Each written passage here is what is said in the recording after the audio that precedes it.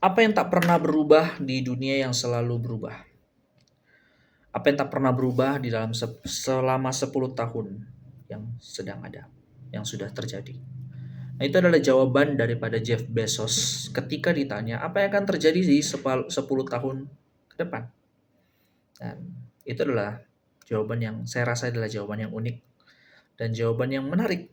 Dan dia bahkan mengatakan, Jeff Bezos ini ya, seorang pendiri Amazon ini mengatakan bahwa ini adalah pernyataan yang lebih penting, bahkan sama, bukan lebih penting, tapi sama pentingnya dengan mengetahui apa yang akan terjadi ke depan, di 10 tahun ke depan. Jadi dia, daripada kita memikirkan 10 tahun ke depan akan terjadi apa, tapi dia memikirkan apa yang, atau bahkan bisa kita katakan, dia mengetahui apa yang akan terjadi 10 tahun ke depan, dengan mengetahui apa yang tidak pernah berubah di dunia ini, bahkan selama 10 tahun yang sedang terjadi, sudah lewat. Dan ternyata memang benar bahwa dari buku ini ya nanti kita akan temukan bahwa memang betul bahwa di dalam dunia ini ada banyak hal-hal yang tak pernah berubah, dan itu mempengaruhi dunia, dan itu yang justru mempengaruhi apa yang sedang terjadi sekarang, dan itu kadang-kadang justru berpengaruh ke seluruh dunia, bahkan beberapa. Dan buku ini adalah buku yang baik untuk bisa kita mengetahui apa yang tak pernah berubah. Dan ketika kita sudah mengetahui apa yang tak pernah berubah, kita jadi sudah lebih siap menghadapi dunia ini dengan kondisi-kondisi yang memang sudah terjadi begitu gitu.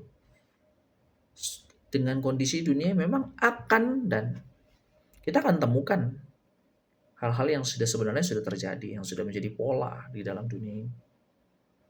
Dan saya rasa memang juga di dalam kehidupan sehari-hari sebenarnya kita sudah diberitahu apa yang tak pernah berubah itu akan mempengaruhi kita. Misalnya kita, apa yang membuat banyak sekali penyakit-penyakit?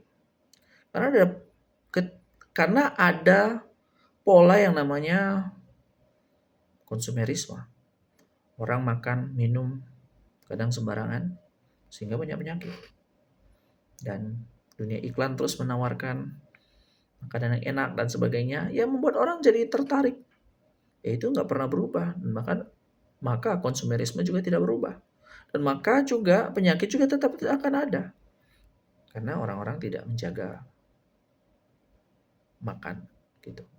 Jadi bisa kita katakan buku ini adalah buku yang sangat penting, dan bahkan sangat tepat kalau dia mengatakan pelajaran abadi tentang risiko, peluang, dan menjalani kehidupan yang baik. Karena memang ketika kita baca nanti buku ini, kita akan menemukan hal-hal yang sifatnya memang abadi, artinya kekal, atau kalau di dalam bahasa literasi itu buku klasik. Buku klasik adalah buku yang memang akan bertahan dan menjadi satu berkat buat sepanjang atau segala zaman. Dan salah satu penulis yang memang punya dan diakui sebagai punya buku klasik adalah C.S. Lewis. Dia buku-bukunya itu banyak menjadi satu buku klasik, dan ini buku-buku yang sangat-sangat terus memberkati sepanjang zaman. Jadi ya, Morgan Housel ini memang bisa kita katakan termasuk buku yang bagus sekali dan bisa disebut buku klasik. Dan buku ini termasuk saya sebut bisa jadi buku klasik, buku yang akan abadi, dan buku yang akan selalu ada idenya, yang gagasannya sangat selalu relevan. Yang kita sudah harus juga peka dan sadar dan mengakui memang ada buku-buku yang kemudian sudah tidak relevan lagi. Bahkan teori-teori ada yang sampai tidak relevan lagi. Nah, buku ini relevan. Dan buku ini adalah saya bisa katakan adalah buku sejarah dengan cara yang unik.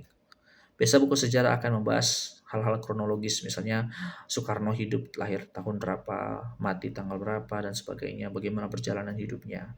Nah, kalau buku ini seperti dia mengambil satu bagian dari cerita Soekarno, dia angkat di dalam satu tema. Misalnya dia akan bahas tema misalnya dunia ini akan selalu banyak memenangkan orang-orang yang bisa bercerita.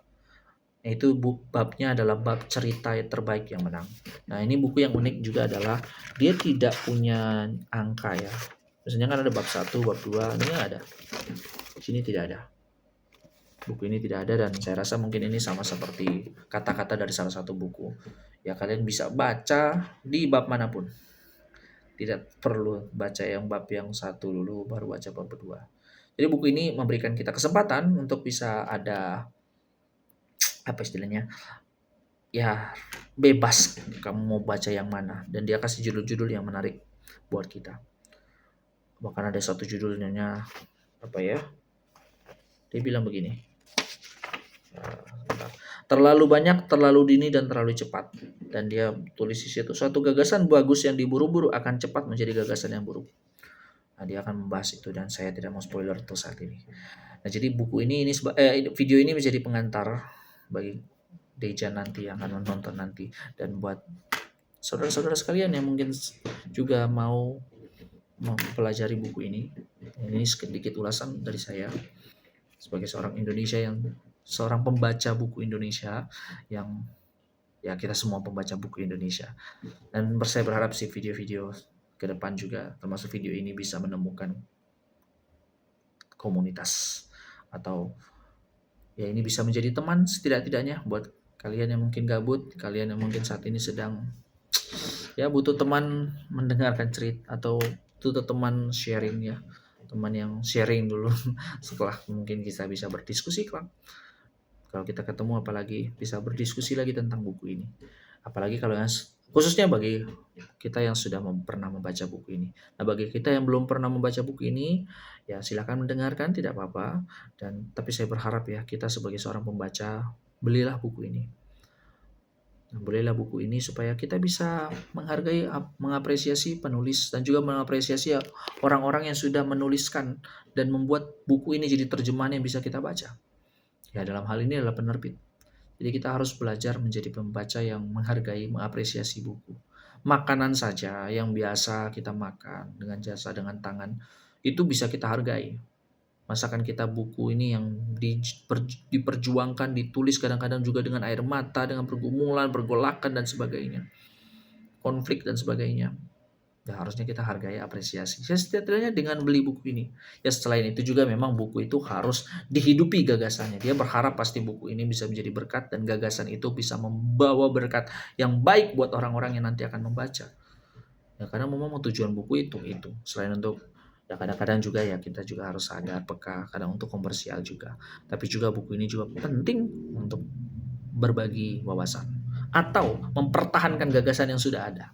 Karena kan kalau ada gagasan yang sudah ada, kadang-kadang ada banyak gagasan-gagasan penting, kadang-kadang berlalu begitu saja. Gagasan-gagasan yang penting yang baik sekali untuk kita mengerti, tapi ya banyak hilang begitu saja. Seperti video yang sebelum ini ya, saya pernah video awal kan saya membahas bahwa ada banyak-banyak buku yang sangat baik, tapi sayangnya tidak seperti itu. Nah, buku ini memberikan kita sedikit banyak sejarah-sejarah yang singkat-singkat, bahkan kadang-kadang hal-hal yang kita tidak ketahui, yang bahkan mungkin hanya diketahui kalau orang mengetahui dalam mendalami cerita, misalnya tokoh-tokoh tertentu yang dia akan ungkap. Bahkan nanti dia akan ungkap hal-hal ya seperti pelari nomor 1 misalnya, saya tidak tahu pasti atlet apa yang dia sempat ungkit. Nah, kisahnya maksudnya. Jadi memang ya namanya kan sejarah juga kan, biografi juga sejarah.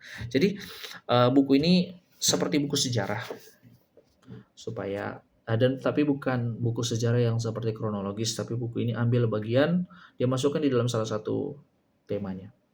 Nanti dia akan membahas tentang resesi ekonomi, bahkan dia akan singgung bahkan di dalam pada pagi hari bukan yang itu.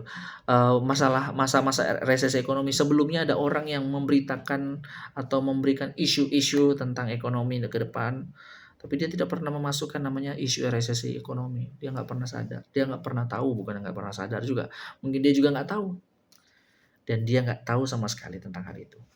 Jadi, dan dia betul-betul ya, jadi buku ini ya saya tadi sedikit ini ada sesuatu.